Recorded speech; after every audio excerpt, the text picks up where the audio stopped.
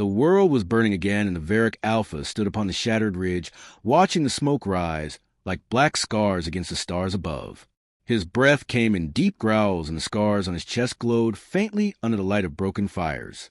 Around him lay the bodies of his warriors, proud and fierce, but now silent.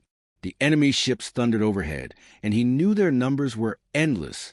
He was old now, old for a Varric Alpha. His eyes carried the weight of countless campaigns. He had led his people through wars against predators and empires alike, but this was different. This time he knew they would not survive. Not if he kept the cubs with him. Behind him the cubs whimpered. Their silver fur glistened under the firelight. Their eyes were still full of innocence and the restless curiosity of the young. They did not yet know what surrender meant. They did not yet understand what chains felt like. He looked at them and felt the old ache in his chest. He had sworn to protect them, to raise them into warriors of the pack. Yet his oath was already broken by the reality of the galaxy. He could die fighting. He could lead them to glorious destruction. Or he could gamble on something unthinkable. A group of humans waited at the edge of the battlefield. They wore armored suits scratched and scorched by the fight. Their leader, a tall man with graying hair and sharp eyes, stepped forward. His name was Captain Reyes, a human soldier who had fought alongside the Varric when alliances still had meaning. The Alpha had never trusted humans entirely. Too small, too fragile, too soft. Yet there was something in them, something he could never name. They did not fight for dominance alone. They fought for one another, for bonds that went beyond blood. It was strange and it was powerful. The Alpha moved toward Reyes with heavy steps. His paws left marks in the dust. The cubs followed close behind, whining low. Reyes raised his visor and met the Alpha's gaze. No words were spoken at first. Only silence between two warriors who both knew this was the end of a chapter. Finally, the Alpha spoke, his voice a low rumble. "Take them." Reyes stiffened. His eyes flickered to the cubs, then back to the towering figure before him. "You are asking me to raise your young," he said. The Alpha bared his fangs not in threat, but in sorrow. "I am asking you to keep them alive. I am asking you to make them stronger than I ever could. They must return when the time comes. They must bring freedom to their people. Promise me this." Reyes looked at the cubs. One snarled defensively, though its teeth were still small. Another tilted its head with open curiosity. The third pressed against its sibling, trembling. Reyes saw not beasts but children. He saw soldiers yet unborn. He lowered his head. "I promise. They will not be alone. They will be raised as my own." The Alpha's chest rose and fell as if he could finally breathe again. He turned to the cubs. His eyes softened for the briefest moment. "You are my blood," he said, "but you will carry more than my legacy. You will learn the ways of the humans. You will be stronger for it. Do not forget who you are. Do not forget who they are. One day you will return. One day you will lead." The cubs whimpered in confusion, but his words settled deep into their young hearts. The enemy bombardment grew closer. The ground shook with each strike. The Alpha pressed his massive paw against Reyes's chest. "Go now. Take them far. Do not look back." Reyes nodded sharply. He gestured to his soldiers. They moved quickly, gathering the cubs gently, though the young ones resisted at first. The Alpha watched them go, his gaze fierce and proud. He turned back toward the battlefield, his mane catching the firelight. He knew what awaited him. He knew he would not see them again. But perhaps that was not the end. Perhaps it was the beginning. The human ships rose into the night sky, carrying the cubs away. The Alpha lifted his head and released a howl that echoed across the broken land. It was a sound of defiance, a sound of farewell, a sound that would linger in the memory of his kind. As the howl faded, the enemy descended upon him. Steel and fire crashed down. Yet he did not falter. He met them with the fury of a dying star.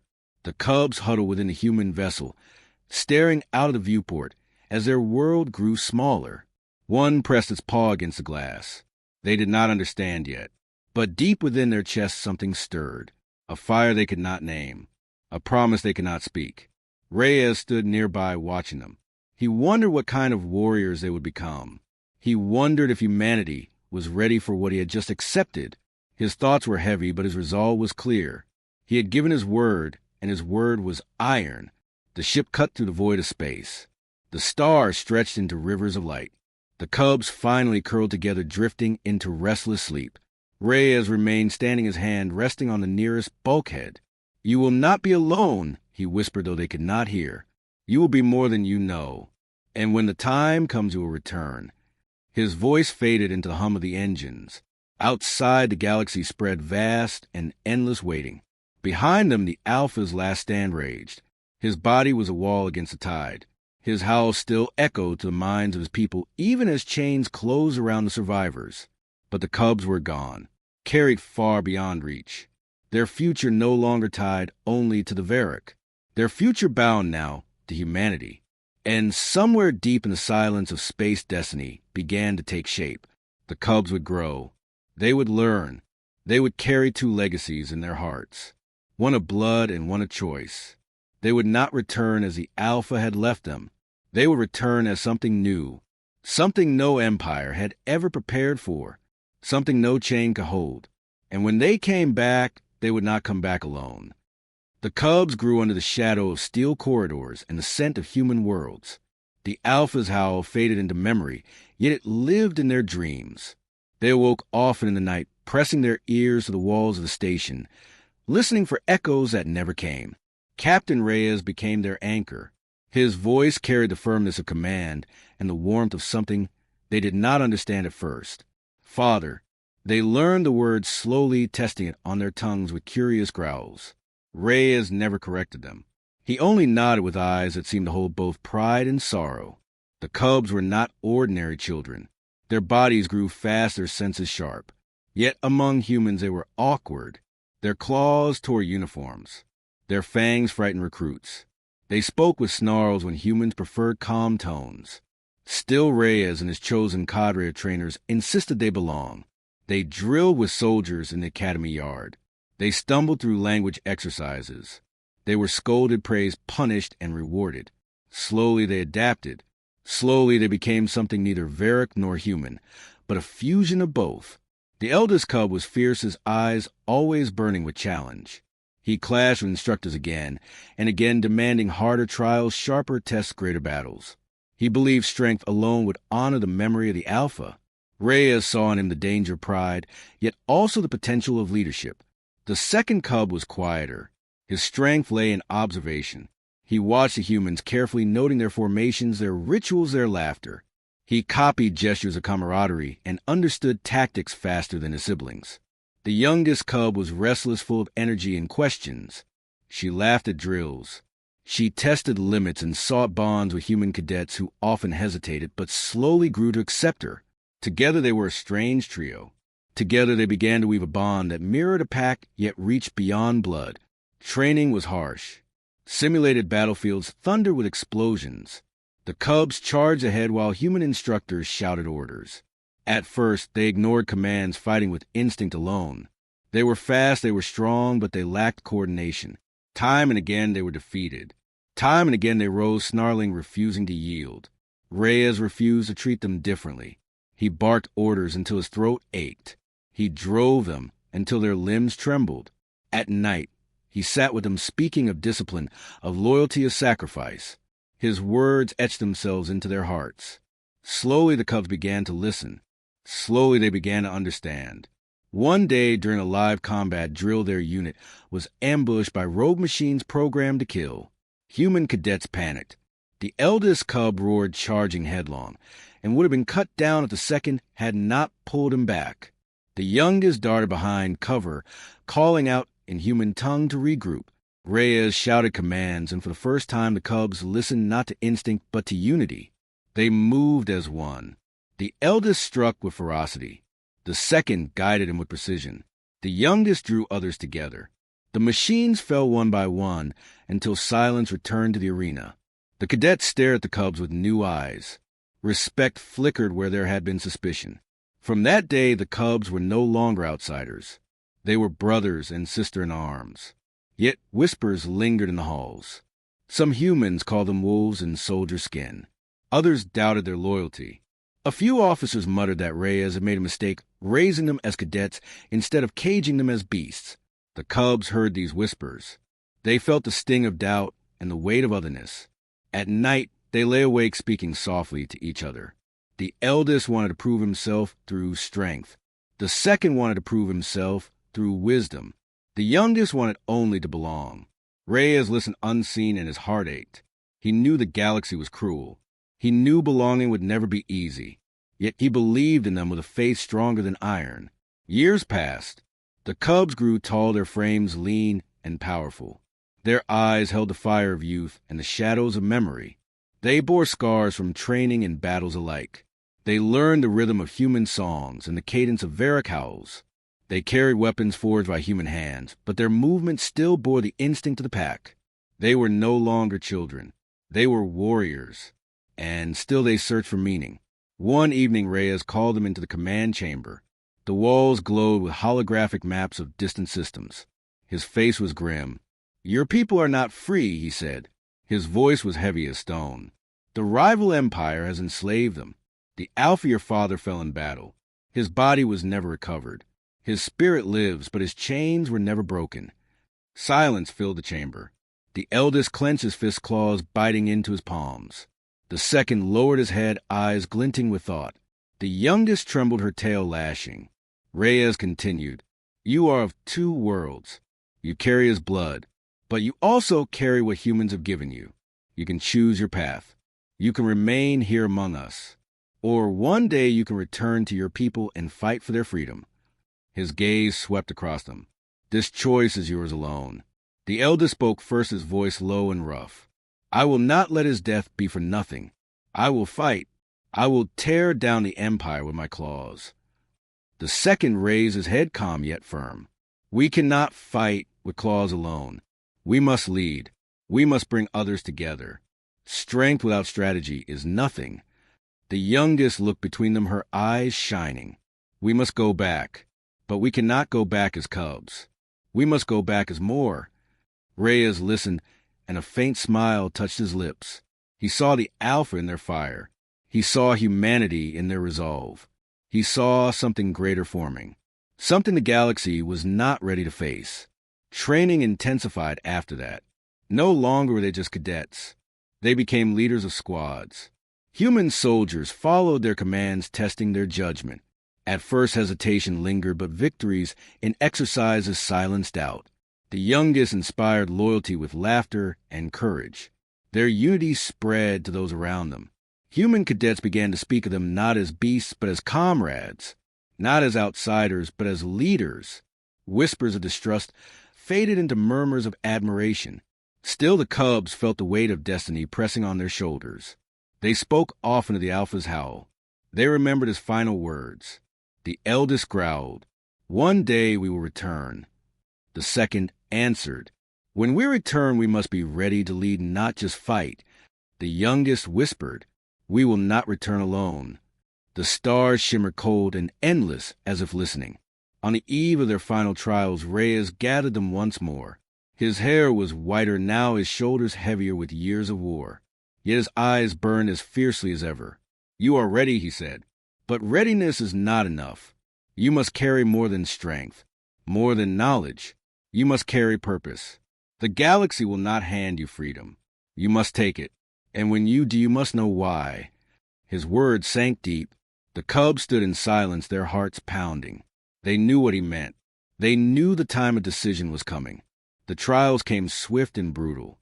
Entire battalions of cadets clashed in simulated wars across vast arenas of shifting terrain. The cubs led their units with precision and fury.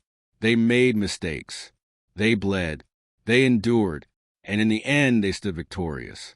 The cubs returned as grown warriors, their bodies tall and strong, their eyes sharp with the weight of both Varric blood and human fire. The stars guided them back to the home worlds of their people, and as the ship pierced the atmosphere, the sight that greeted them was one of chains. The once proud Varric cities now burned low with the banners of the Empire hanging from their towers. Slaves dragged stone through the dust. Overseers cracked whips that sang with cruel energy. The cubs stood at the viewport, their jaws tight, their claws flexing. This was the home their father had sworn to defend. This was the land he had died for, and now it lay in shackles. When they landed, they cloaked themselves among the ruins and crept through the shadows. The eldest scanned every alley as growl low. The second noted patrol routes, marking weak points with the careful eye of a strategist. The youngest whispered to frightened children hiding in rubble, and her voice carried the warmth of hope. The Varric they encountered at first shrank back. They saw the human gear, the strange training in their stance. Whispers rose. Traitors. Half-breeds. Dogs of the enemy. The cubs endured the accusations, though each word struck like a blade. They did not answer with argument. They answered with action. The first strike came in the dead of night. A transport convoy laden with prisoners rumbled along the mountain road. Overseers armed with rifles scanned the cliffs, unaware of the shapes that stalked them. The eldest led the charge, leaping from the rocks with a roar that shattered the silence. His claws tore through metal, his teeth crushed steel. The second gave orders in clipped human tongue, directing fire from stolen rifles. The youngest darted among the cages, ripping them open, guiding the prisoners out. Chaos erupted. By dawn the convoy was ash, the prisoners free, the Empire furious. And the whispers among the Varric shifted. Perhaps the cubs were not traitors. Perhaps they were something else. Word spread like fire. The Alpha's blood had returned, not as cubs, but as warriors. They did not fight as the Varric once fought. They fought with precision and cunning. They fought with unity that drew strength from both instinct and discipline. They fought with something new. Slaves began to rise. Small bands of fugitives joined them, at first hesitant then eager. Human volunteers slipped in from distant ports drawn by loyalty to Reyes and his legacy. Other broken species long crushed under the Empire's heel offered their blades. Slowly a force grew, a legion, forged not by bloodline but by shared defiance. The Empire responded with mockery at first. They called them mongrels taught tricks by fragile humans. They unleashed hunters to track them. The cubs answered with ambushes that turned hunters into prey.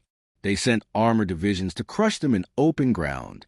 The cubs scattered them with misdirection traps and pack maneuvers that no machine could predict. The Empire tightened its grip. The Legion only grew stronger.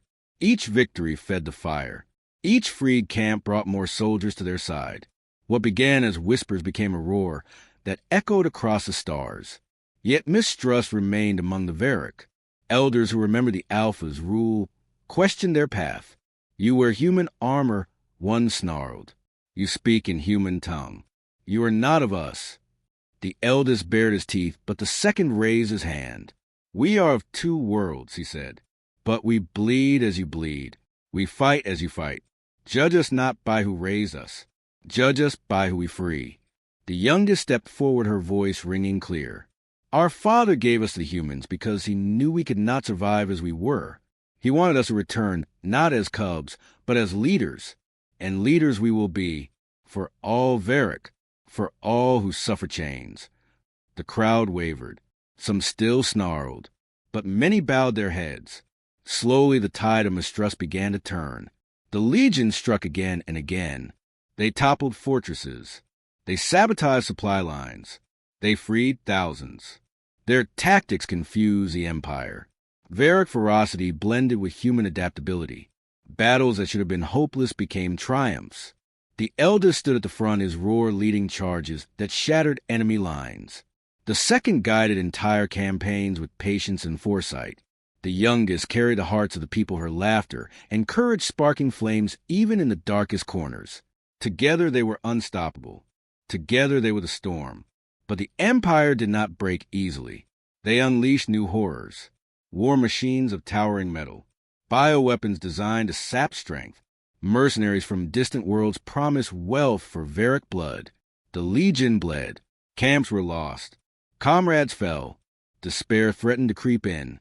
It was then the cubs stood before their warriors and spoke.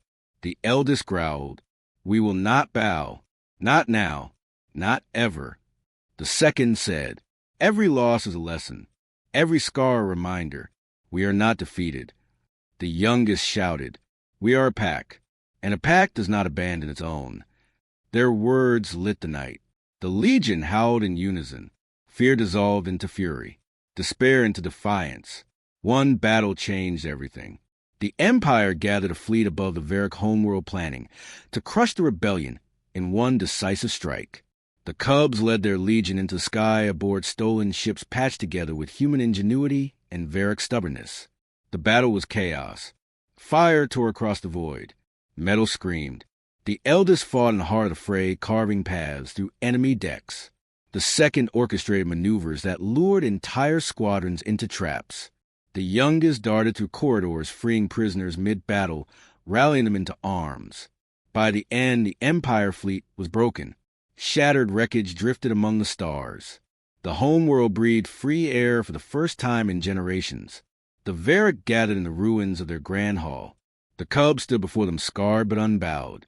The eldest spoke with the fire of the Alpha reborn. We are no longer slaves. The second added his voice steady and sharp. We are no longer divided. The youngest raised her head high. We are a legion of the free, and we will not stop until every chain in this galaxy is broken. The hall shook with the howls of thousands. The sound carried into the night sky. It carried into the hearts of all who heard it. It carried into the stars. But victory was only the beginning. The Empire would regroup. Stronger enemies would rise. The Cubs knew this truth. They knew the war was not over. Yet they also knew something deeper. They were no longer just the Alpha's Cubs. They were leaders. They were heirs of two legacies. They had forged something the galaxy had never seen. And the enemy had no idea what storm was still coming. That night the Legion made camp beneath the starlight. Fires burned bright. Songs rose from throats that had once only known silence. The Cubs sat together, watching their people breathe free air. The eldest clenched his fists. This is only the beginning. The second nodded.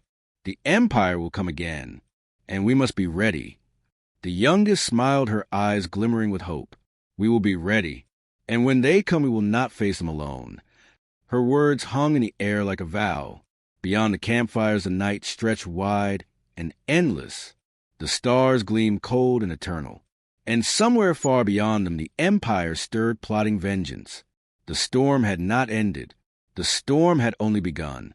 The Empire came with fire and fury. Their fleets blotted the stars above the Varric homeworld. Their generals swore the rebellion would be drowned in ash. They unleashed warships larger than mountains, and armies bred only for slaughter. The sky trembled with their arrival. The Varric people who had just begun to taste freedom looked upward with fear. Whispers of despair spread, like cracks through stone. Yet in the heart of the Legion, the Cubs stood unshaken. The eldest faced the warriors gathered in the ruined hall. His voice rumbled deep like thunder rolling through stone. They think we are broken. They think we are still slaves. Let us show them what freedom truly is. His eyes burned with the fire of the Alpha. The second raised his hand to the maps flickering in the air. His tone was calm, yet each word was sharp as a blade. Their numbers are vast, their strength overwhelming. But they do not understand us. They cannot predict us. We will strike where they are blind. We will turn their strength against them. The youngest moved among the warriors, her hand, on shoulders her laughter ringing bright. We have already won more than they can take. We have found each other. We are a pack, and no empire can chain a pack that fights as one. The hall roared with howls. Fear cracked. Courage spread like wildfire. The battle began before dawn. The Empire fleet rained fire on the surface. The Legion launched into the sky aboard ships patched with stolen metal and courage. Engines screamed. Cannons roared.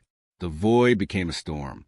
The eldest led the vanguard, his ship plunging through enemy lines with reckless ferocity.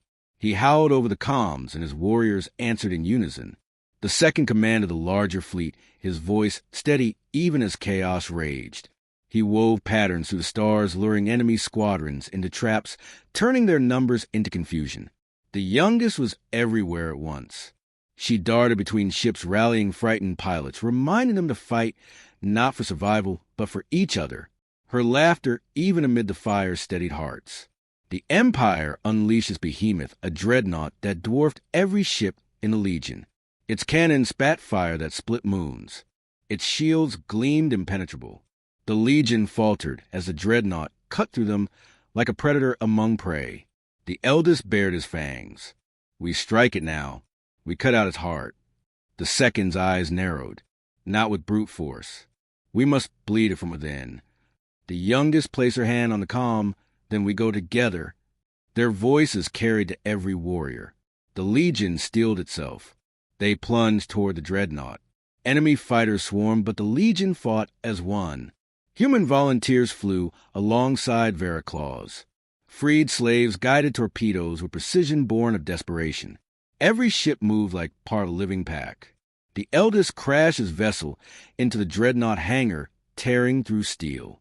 He emerged, claws dripping with fire, leading warriors into the heart of the beast. The second guided squadrons through vents and weak points, unraveling the shields piece by piece. The youngest rallied prisoners still trapped within, turning their cries of despair into battle chants. The dreadnought shook under the weight of rebellion. The Empire commander appeared on the screens. His voice dripped contempt. Dogs raised by humans. You are nothing. The eldest snarled. We are everything you fear. He drove his claws into the heart of the command deck. Sparks flew. The second rerouted power, collapsing the shields entirely. The youngest led a flood of warriors through the corridors, their howls echoing like thunder. The dreadnought groaned. Its hull split. Its engines howled in agony. At last, with one final strike, the monster fell. The explosion lit the sky brighter than dawn. The Empire fleet scattered. Without their behemoth, their lines faltered. The Legion pressed harder. Ship by ship, fortress by fortress, the enemy crumbled. The sky that had been black with fire cleared. The stars shone once more. The Varick homeworld was free. The galaxy trembled with the echo of the victory. The Empire had been humbled by what they had dismissed as mongrels, and the Cubs stood as leaders of a storm that no chain could ever bind again. In the aftermath, the Varick gathered in the great hall, rebuilt from ashes. The Cubs stood before their people. The eldest raised his head high. We are no longer slaves. We are no longer orphans. We are the Alpha reborn and more. The second spoke with calm strength. We are not only Varick. We are not only human. We are a legion forged of all who refuse chains. We fight as one. We lead as one. The youngest lifted her voice, her eyes shining. Our Father gave us a way so we could return, and we have returned. Not alone, but with a legion at our side.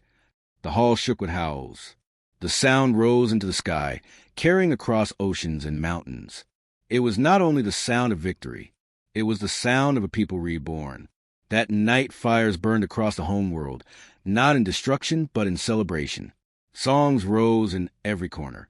The Cubs sat together on a hill overlooking the city. The eldest clenched his fist, still restless with the urge to fight. The Empire will come again. The second nodded, his gaze steady. And we will be ready. The youngest leaned back, her eyes on the stars. We will not face them alone. We are a legion now, and the galaxy will hear our howl. Their words settled into the night like an oath that bound them to the future, an oath that promised the storm was not ended, but only beginning. Far above, the stars gleamed cold and bright. Somewhere beyond them, the Empire still plotted vengeance. But the Cubs no longer feared it. They were no longer Cubs. They were leaders. They were heirs of two legacies. They were the Alpha reborn. And behind them marched a legion born of two worlds.